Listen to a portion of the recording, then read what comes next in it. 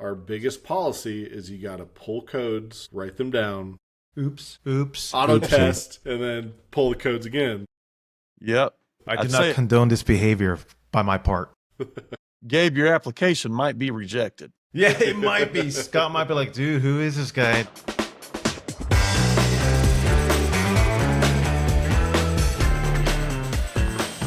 And we are back for another episode of Appliance Fix and Flip, brought to you by the Appliance Pulse. We are here with Derek Dennis with 2 R's and Gabe rocking it from Trek Appliance, and I'm Scott Berger from New Appliances. And we're talking fixing and flipping. Well, what's new in the appliance flipping world, Gabe? What are you seeing out there in the streets? I'm seeing fridges, washers, dryers. I mean, they're selling. They are moving. And how about you, Derek? What are you seeing, man? Same thing, man. I'll tell you what's super hot right now, and I really don't know why. Garage refrigerators. Yeah. Anything down your way? Fridges, washers, and dryers. They're moving. So I want to talk about the whole refurb process. The refurb process for anyone out there getting into this field, figuring out what's the best way to go about starting off their whole washer, dryer, repair, refrigerator. Like, for example, you, Derek, what do you start with when it comes to like a washer, repair, refurb? Do you start from the bottom like your or top? Process? Yeah, your process. Give us you your pull juice. codes. Give us your juice. Okay, codes. That's a touchy issue for me. Woo! So well, first off, I'll say this: I stay away from direct drive, so that's gonna hurt a lot of feelings. But 10 people just left the chat. Sorry, unfollowed Hey, us. listen, if you want to be successful and you want to fix and flip, you got to stay away from direct drives. It's gonna lead Don't you in the flip wrong direction. 30-year-old machines. Learn vertical modular platforms. Period. Yep. That's Yep. the wave of the future of the now. So typically, we'll start with I'll do washers. How about that? Because I'm going to ask you the same question, Gabe. Let's do it. Let's do it. So I'm going to go. So we'll start with we'll just say a vertical modular washer, Mm-hmm. DW or WTW 438. I don't know. It's that one. The silver. Many variations, but silverback panel. What's your process when you get one in from your supplier or off the streets, whatever it may be? What is your process from the get-go, from the beginning? So the very first thing I do is I lean it back. I look underneath of it, and I look around the pump area, see if it's got a bunch of, if it looks like it's orange or black, or if it looks clean. Then I set it back down. I mean, I don't take a screw out, and then I push on all 4 corners of the basket, and I see what kind of bounce we have, which doesn't always tell the truth. And then let's see, I go to the back, I take out the 2 quarter screws, I lean the hood back, and then actually, So you then go right into refurb before you diagnose Yeah. or anything. Yeah, you just jump right in. Well, actually, so it depends. If it's like a Bravos, Bravos XL, the silver slant panels, Cabrio, I'll pull codes just because that way if it's a communication error with the UI and ACU. Generally, that'll tell you the whole, everything. Mhm. But that's actually where the problem begins, because when you start pulling codes, if you start relying on codes, Yeah. you're going to end up with, like, say you have a Bravos XL and you pull the codes and it says long drain and no spin. Well, clearly it was spin. You just put it into diagnostics and spun it but that communication error is going to, 9 times out of 10, it's going to read you the wrong error, and you're just going to be chasing ghosts. So I always go for the old school technique and, try everything front to back. Dive into it. Dive in. I think that's the best way. That's what I tell everybody to do. Okay. How about you, Scott? What is your process like when you were actually refurbing? Don't learn from old Scott. Learn from current Scott, because old Scott will teach you the wrong ways. But so what we do right now, whenever we get in like used appliances, I mean, we are very selective on the models that we refurbish. So it's kind of an assembly line attack. So our guys get a lot of hands-on on the same models often. But before we start our refurbishing process, we pull all the codes and we write them down on its sheets. We track every appliance with a sheet. And so I want to know everything that we did to every single appliance that came through here. Not just to, just do a bunch of paperwork. Indulge on that, because I've heard we've touched on, you got the assembly line thing. Like, I really am interested in that process. Yeah. Well, so you have to have accountability on the repairs that you do if you have other people doing it, right? So it just makes a very easy management tool to record the entire process and then attach that to the technician that did it. And it's not just a negative thing. Oh, you didn't do this. You know, I'm gonna yell at you about it. It's not about that. It's about percentages. It's about, you know, how many completed came out to how many issues, or what we call as recalls. But to do all that, you can't improve anything that you don't track. So you have to measure it to be able to improve it. So step one is you need a process that is repeatable, and then you need to make it part of your culture and your systems that it has to be done. So without getting too nerdy, we have a bunch of sheets for every single appliance that comes in, and every repair and every refurbishing and everything that we do that comes through our warehouse, we record every single piece of info. Now, if you're doing it by yourself, maybe you don't need to do that. But whenever you get to our scale, you definitely do. What does that look like specifically? So I only have 1 or 2 employees at any time. You know, we're small, but so I've had issues. We actually recently had a delivery and get out there, and the front load washer wouldn't turn on. Turns out the UI was unplugged. Then when they got it going, it started leaking, and turns out the pump was cracked. So and we have, nobody knows. It's a mystery. Nobody has any idea who worked on it. Right. Yep. So that's why I'm legitimately curious at exactly how you do that process. Because I think it's super important, because these are the things that we learn on the way that if I could have learned this 5 years ago, this is what we'd have been doing. Yeah.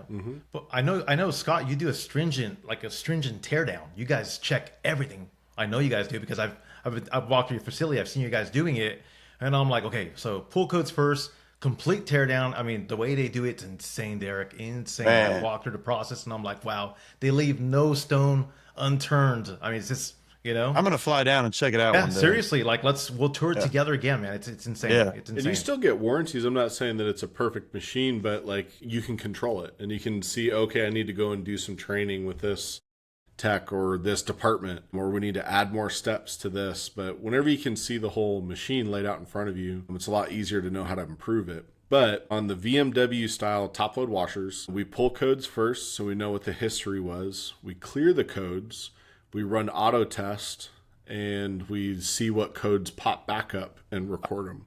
Good idea. All that is put on the sheet that they have. It doesn't necessarily mean that that's the diagnosis and that's what we need to fix, but we have so info there. Not to interrupt. So is it specific? Like, is it like physically a sheet? Like they fill it out? You have like a form? Yep. Man, if I knew we were going to talk about this, I would have just grabbed one. No. My bad, man. Next podcast. I'm interested. Yeah, how about that? The coolest part about pulling codes is like, we're not only trying to just refurbish things, we're trying to train technicians to go out on the road. Our refurbishing process is a university for someone to go and learn how to be an appliance repair tech. And if you guys can do the same process too, whenever you get employees underneath you and you get a whole machine going, you'll be able to build a service department versus building just, that's where the money's at. Something. That's where the money's at. Yeah, I mean it's a piece of it, right? Like it's not everything, but it's a step in the right direction. If you're gonna be refurbishing appliances, like you have to know the technician way to get to issues and repair them, because not in every scenario do you have the luxury of being in your garage or in your warehouse with no customer looking over your shoulder. Yeah. There's no hardwood floors underneath you. There's no dog nibbling on your foot while you're taking apart a washing machine. Scratching your back. Yeah. Service is not perfect, right? Yeah. So you do have the luxury in where you're refurbishing stuff where there's no pressure. So it's the perfect time to learn how to do it right. And by do it right, I mean that tech sheet that should be on every single washer, or most of them, I guess. I've seen your guys' tech sheets. I've seen those. Impressive. Yeah, well, I mean, they're on the washers. No, I mean the actual, like the schematic. The schematic. Yep, tech sheet. Yeah. Yep. I have a confession to make. Sorry, go ahead, Scott. Go ahead. No, let's hear this confession. Yeah. I have a confession to make. Let's hear it. And it's going to be, I'm going to catch a lot of flack for this probably, but I I've never read codes. I don't do codes. I've never looked at schematic sheets, nothing. Like, I do everything barbaric. It's okay. I'm going to explain my process. Okay. So I come in with the dolly through the front of the washer, whether it be GTW, BTW, MVW, whatever it is, right? So I come in through the front, lay it down. I cut straight to the chase. I'll pull the drain pump off. Always pull the drain pump off completely. Always. Like right away. No matter what. Check the impeller with my finger, put my finger in there, check for any restrictions, right? Then I move to the main pulley, pull the belt off, spin the motor, make sure the bearings are good on the motor, and I'll actually move the pulley side to side to make sure there's no movement in that gear case, right? I check the arm on the shift actuator, always check the arm. Once that all passes my little test, I put everything back together, check the wiring real fast, make sure nothing's loose, broken, frayed, you name it, right? Then I stand up the washer and I will check for movement in the basket. If it needs a basket bushing, then I know that already, right? Push down on it, make sure the suspension rods are good. Then I'll run a recalibration. Yes, basket bushing. I do a lot of those. The basket bushing. Yes, sir. Yes, sir. The best thing ever. I guaranteed. The best thing ever. Period. If it needs a basket bushing, the rods are shot, I'll go through and do that. Get it all cleaned up really fast. Yeah. I clean it all out. Bounce be gone. Foam inserts, all that good bend stuff, all the good bend sauce gets installed. Then I set it up, run a recalibration. If it passes the test, I send it. I put a bunch of clothing in there, a bunch of towels, test it. Passes my test, send it out the door. So I do always a recalibration, but I have the confession to make. No codes, no schematics, nada. I don't do it. So I'm sorry. what if I told you that you could do all of that in 15 seconds at the very beginning before you did any of that work? But, okay. Auto test. You're right codes, about the auto test and the codes. Auto test. Did the codes pop back up? That does exactly what you just said, minus the mechanical things that you're checking. I got to check the mechanical things because in the beginning, I was sloppy when I first started this years ago, and I wouldn't catch things. I'd waste my time because I'd go test the machine only to find out it wasn't going to drain because I didn't check the drain pump. So it happened so many times. So it's my system. I mean, it works pretty good. I'm just not a code guy unless the UI has got a digital readout. It's telling me, hey, SD or LD or F51 or whatever it is, right? Then I have a clue as to what's going on, but I'm not a code reader, guys. Don't hang me, please. You gotta build the skills now to get to the complicated stuff later, and it all starts with the codes. Well, the schematic. I mean, not even codes. I mean, being able to read like an electrical schematic, like a wiring diagram. Listen, I mean, that's super important. Yeah. Let me tell you just a quick touch on that. Not even a story, but it is a story. I'm a story guy. I love the stories, by the way. So thanks, Gabe. You're probably the only one. So check this out. Actually, so now we are on a strict regimen of you do not send a dryer out until you touch the schematics on every cycle, right? And 9 times out of 10, I would say 9 times out of 10, we always test it, right? Like a timer chart? Yes. Okay. Yeah, because so here's the thing, right? Actually, for example, remember we was talking about that brand new thin twin, the combo units. It was a blown thermal fuse. Fixed the thermal fuse. Now, I was going to skip the schematics this time, and I didn't. Are you familiar with the timer, the dryer timer with the single button? The single button dryer timer is always crap, and they're always melted and they're bad. The $35. Yeah, got you. Yep. Okay. Yep.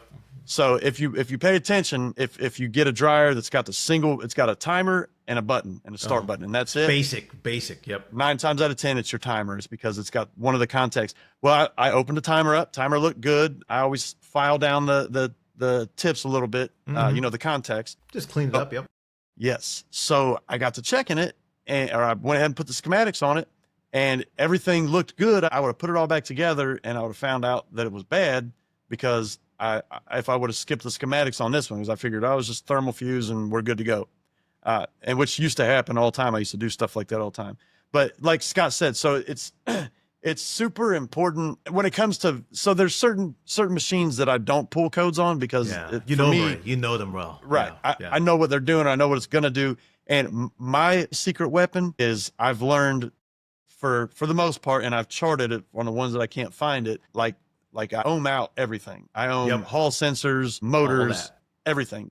And because that will tell you the true facts over anything. So I feel like that's an important thing. And I never used to do that. I would do the physical test, a load test. If it tests good, we're good. But, and another tip, no matter what, You do not send out a washer or a dryer unless you've tested it with at least one load, no matter what. Always tested one load. Any doubt to do 2 or 3 loads? You know where I learned that? Yeah. The direct drive. So sent out a Kenmore 80 series, and I fixed it. I pulled transmission, dropped the spin tube, everything like that, cleaned the cam. Well, the one time I skipped over checking the brake band for some reason, I don't know. I put it back together, did a quick test, spin test, spun fine. Hot water worked, cold water worked, lid switch worked, boom, we're good. Well, when it got out to the customer's house and they called me 2 hours later saying that, it works great and it fills up and it starts to spin, but it won't spin very fast. Yeah. When we pull codes, we're trying to see history. Why is it here to begin with? And we clear them. Then we do auto tests. We see, are those codes still an issue? Because it just runs through every component. And if you get a failure, you get a failure. And then we go into our refurbishing because we're trying to skip all the work if we have an issue that we can get right to. We go through all the refurbishing, pulling tubs, pressure washing them, all that kind of stuff. And we put it back together, and then we run it through auto test again to see if there's any issues. And then we do 2 cycle load tests on every appliance, whether it's dryers, washers, whatever. And then at the very end, before that machine leaves, we pull the codes again to see if any errors popped up in the middle of it. Because if you're not paying really close attention, you could get something error out, and then you see a blinking lid lock, which means that it has an error code, not just a lid lock. But if you get an error that shows up, sometimes they may accidentally clear it out. And if you don't go back in to check the codes, then you might accidentally send something out that has an issue. So at scale, it's really important. But I'd say the most important part of that whole process is learning how to do all those pieces. Yeah. So whenever you're out there on the road and you go on a service call, for a machine or something, you know exactly how to get to the issues. You don't have to start from scratch and, put it in a full cycle just to find out that this thing's wrong. The auto test and the code pulling, it's there for a reason, and it works really, really well. It's a system. It's a system built into the machine, right? It's a system built into it. They got anything digital has some version of it. They do. Whirlpool and GEs are just really easy to use. And I may have said that wrong. When I no matter what, I do the auto test before we do. I look at it first. I physically, I look at every physical attributes, and then no matter what, I put it in an auto test for you. Well, where you control it, the manual test. Yep, the manual. I like test, to, And I'll tell you, my favorite. Listen, my favorite thing is the number 52 calibrate, which is Cabrio's Oasis, if you guys remember them. Yep, the Oasis. Yep. Yeah. Floating tubs. Cabrio Bravos, where it's got that 1 through 20, the pass fail thing. Are you hip to that, Scott? You know what I'm talking about? That was before. So after you do the auto test, you run it through, and then you hit start, and then it'll go number 1, it'll blink off, and then it'll come up PAS or FAL or 2 lines where. But you know what? I will tell all the rookies coming into this, don't listen to me about no codes and all that, okay? Because the whole physical inspection thing, yes, always do that on every single machine. But like Scott says, if you're new to this, definitely like 100% schematics, codes. Now, if you've been doing it a long time, that tech sheet. Every appliance is going to have a tech sheet that tells you how to fix it. The tech sheet is literally the secret cheat code to everything. And people that don't read tech sheets it blows my mind. That literally tells you everything you need to know. Derek, that's me. I'm sorry. No, that's not. Well, listen. Don't go directly to the problem because you're missing the whole point of learning to go through the journey to figure it out. I try to tell everybody that works for me. Before you cut corners and before you learn to do it like the masters do, learn the right way. You're right, Derek, because I did it the hard way. And I'll tell you why. As a kid, I was one of those kids. I used to like tearing apart things that worked perfectly fine because I wanted to know how they worked, and I would literally tear it apart, put it back together, and it was good to go. But the thing is, you're right about that, and that's the way I did it with washers and dryers. I learned all about the hard way. The journey, yes. Can I give everybody a tip here? Well, not to you guys, you probably know this, but if you don't have this, and if you're doing refurbs, or I don't care what level you're at, okay, the most popular brand in America is Whirlpool, and I don't want to be Whirlpool splaining anybody, but Whirlpool makes Kenmore, in case you guys didn't know. What? I swear. So, Yeah. but with there's, I mean, what is there? 42,000 models, Scott? Or is that just one platform? The basket bushing is compatible with 443 models What? of washers. Whoa. So that's just just washer. One kind of the washer. impellers. Wow. So imagine if a you lot. had a cheat sheet for all of those washers plus everything Whirlpool's ever made. I mean, and they have Service Matters University. So even if you need to learn stuff, I think it's like $339 a year, and you get 3 seats all together. So you can put you and 2 other technicians or 2 buddies. You know, if you got 2 buddies buddy up. I'm telling you, like the things you learn on there are like I learned that the reason that all Whirlpool ice makers go bad is because if the ice maker compartment is not at 14 degrees or lower, it won't work. So yeah, and you get tied up trying to figure out a million other things, and all it is simply there's maybe a leak around it where it's not cold enough. All of our technicians, they go through the Service Matters courses before they start working on appliances. You can sit down and you can do it in like 3 days. You get a pretty good understanding of electricity and schematics and everything. Wow. You'll learn everything there. Yeah. Well, I feel like I need restructuring now. Scott, are you hiring? I need like a whole I need to go in there, get retrained.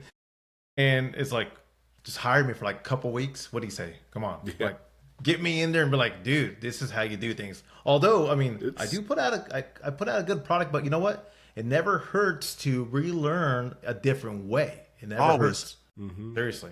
When you think that you have it down, when you think you know something, that is the point where you start losing. Because if you can't open your mind up to learn anything, for example, it ties into this, to the fix and flip. I waste a lot of time because I have my goals are the same as Scott's, right? But why is Scott where he's at and I'm where I'm at? Because he has a structure and a machine and a technique that he uses. Bingo. See, my technique is crap. Well, but anyway, with us, you got to boil it down to you have to learn how to be a technician in it. And like a lot of people, they learn how to fix a thing. And then they learn the symptoms, and then they learn the fixes for the symptoms, but they never really learn how to troubleshoot or how to use read electricity and get to issues and do it that way. Because really, like if you're a skilled technician, you have a map of electricity and all the components, and you have a multimeter and you have an appliance. And if you know how to problem solve and how to use all the tools available to you, it doesn't matter what appliance it is. You could put that in front of you and go through the steps to figure out what's wrong with it. Versus if you have any issues that you run into, if you go right to YouTube and you go, hey, what's the solution for this thing? You're not learning anything. You're not learning, Right. And it's like our goal is to teach people how to do the whole process, not just give them an answer when they ask what the issue is. Which is why people fail these days, because nobody wants to learn. Everybody just wants to answer. That's why my kids don't ask me anything about their homework. I sit down and try to teach them, and they're like, oh my God, I didn't ask that. And that kind of works against us today, where you have things like YouTube and stuff that ChatGPT. the answer's right there. And the groups. Right.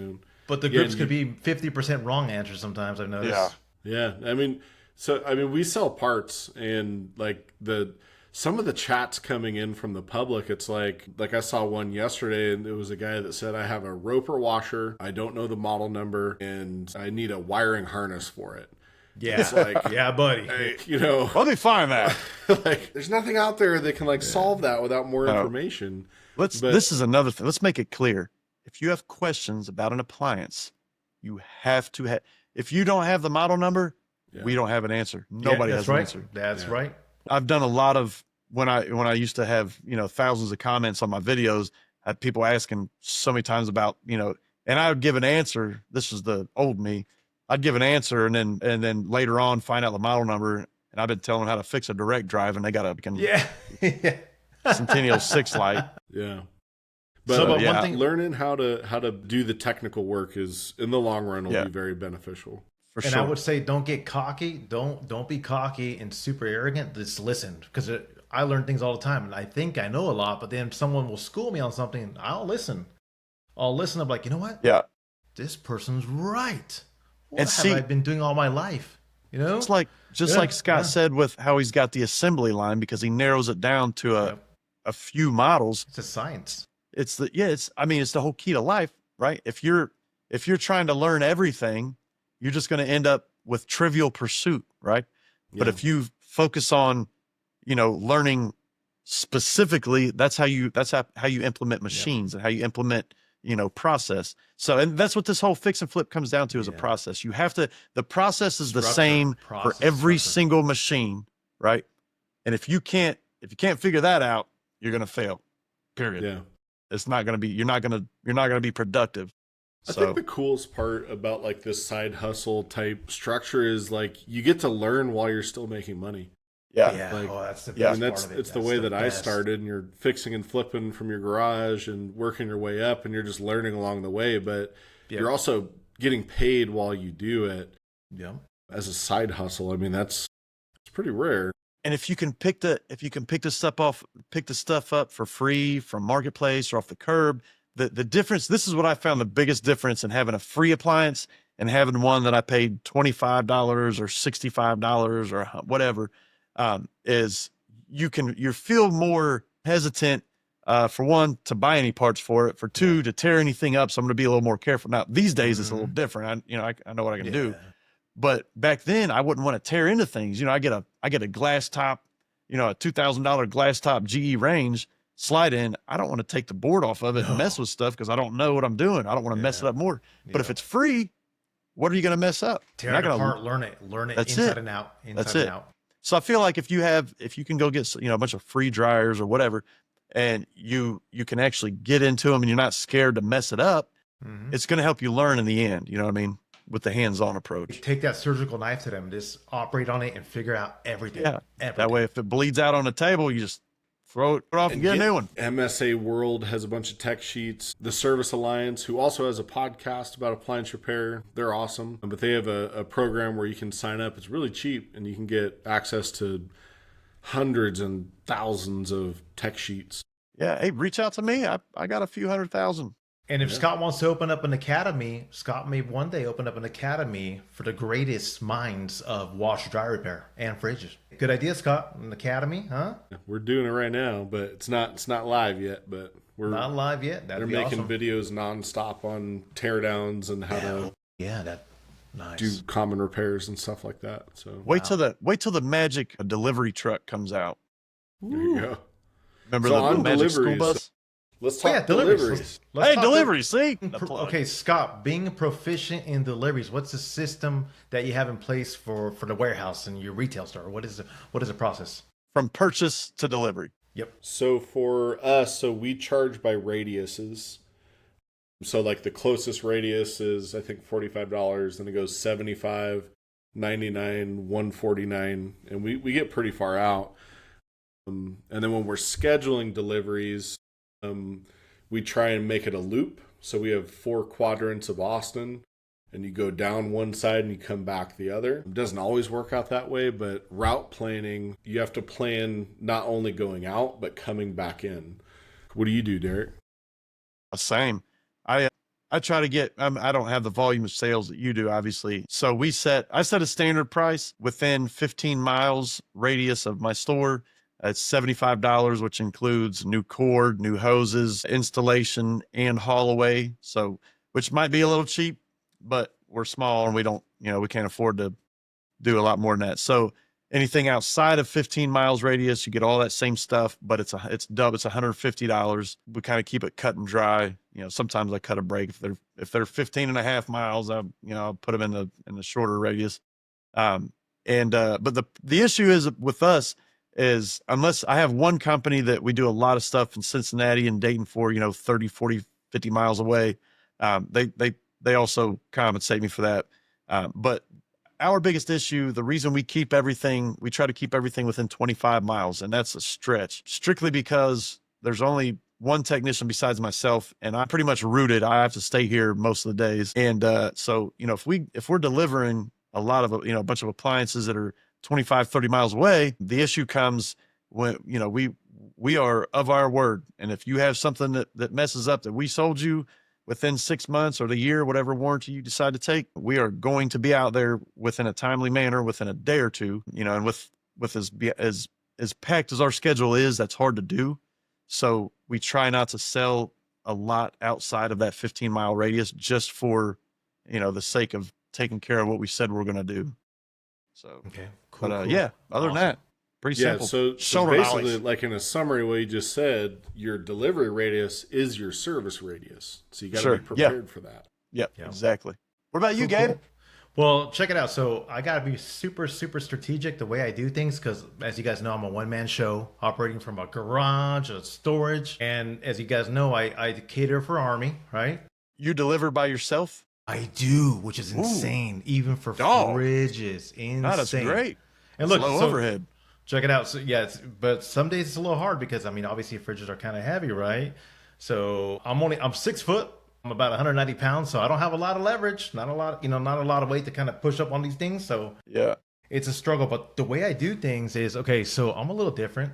Dealing with Army, I only run out maybe maximum 15 minutes out, maybe 20 minutes out. Anything over that is going to get a larger charge, more of a delivery. So the way I work is, and this is going to sound crazy to some people, but price includes local first floor delivery and installation.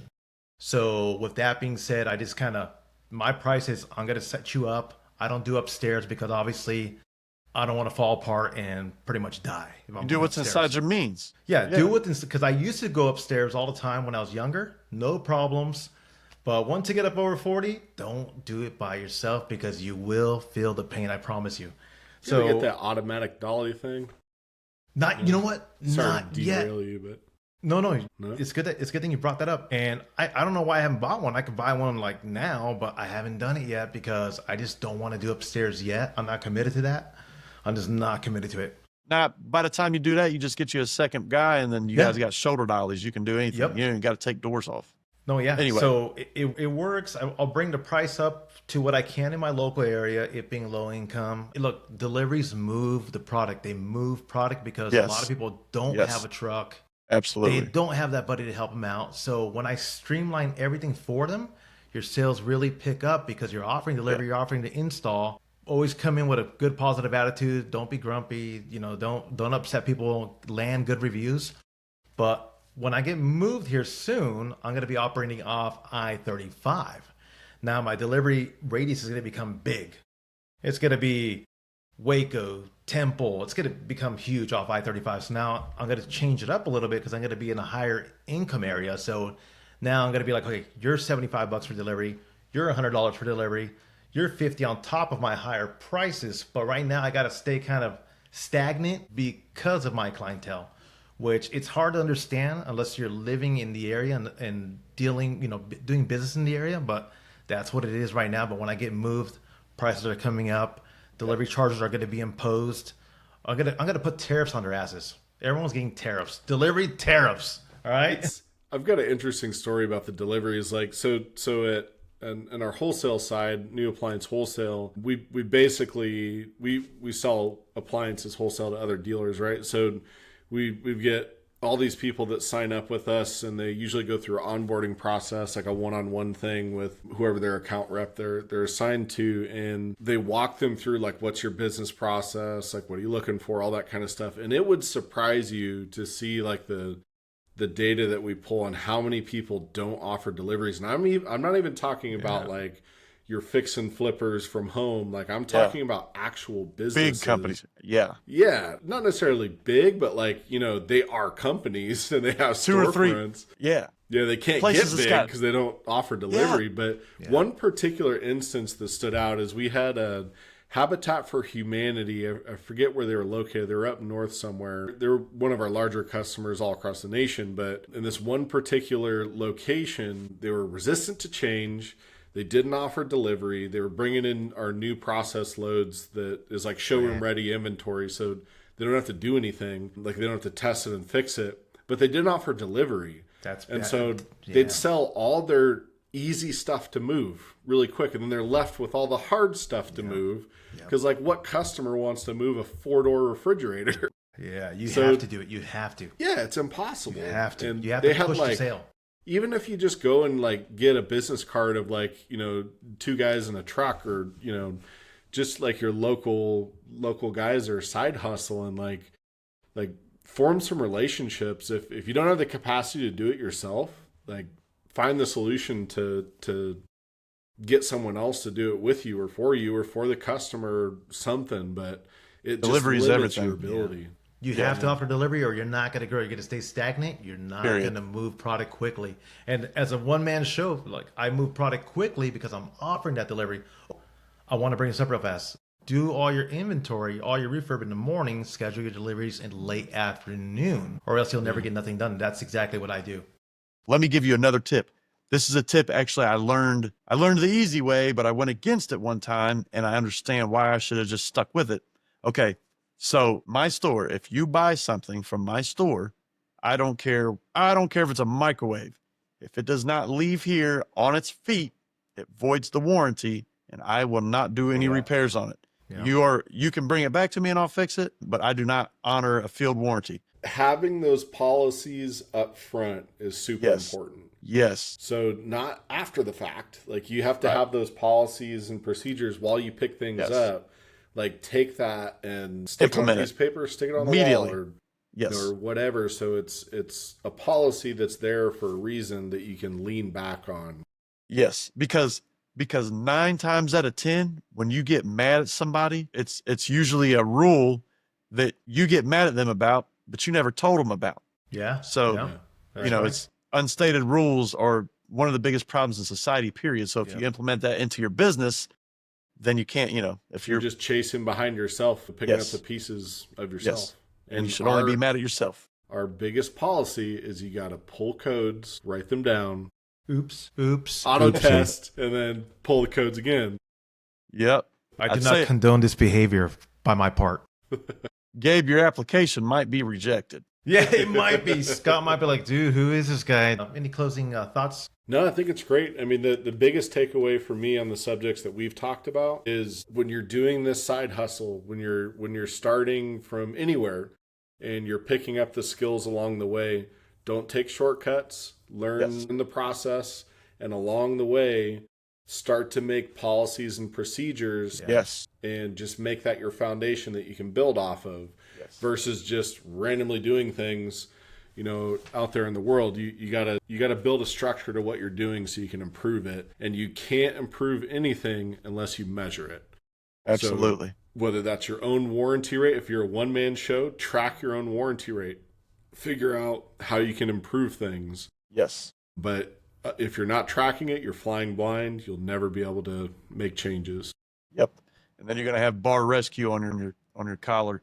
What about you, Gabe? Any closing thoughts? My closing thoughts are live long and prosper. Truck Appliances. There you go. Cool. You got anything, Derek? Yeah. You got to make money. If you don't make money, you don't eat. If you don't eat, you'll die. That's it. Simple as that.